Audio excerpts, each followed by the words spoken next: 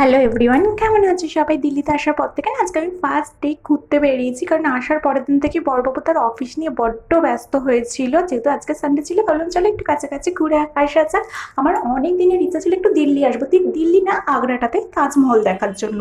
কিন্তু কি জানতো যে আমাকে সংসার করতেই দিল্লি চলে আসতে হবে। তবে আজকে কিন্তু তাজমহল দেখতে যাইনি, গিয়েছিলাম হুমায়ুন টুম্ব দেখতে।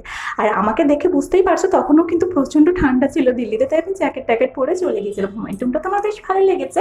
তারপর বাইরে বিভিন্ন খাবারের মধ্যে আমি ওই যে ফুচকা লাভার, ফুচকাটা দেখে প্রচন্ড পরিমাণে ফুচকা ক্রেভিং হচ্ছিল, তাই খেতে শুরু করে দিয়েছিলাম ফুচকা।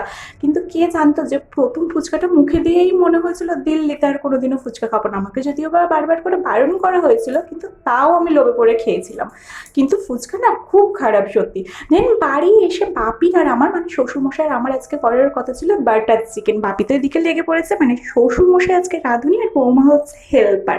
আজকে দিনটা এভাবেই কাটলাম, চলো বা বাই।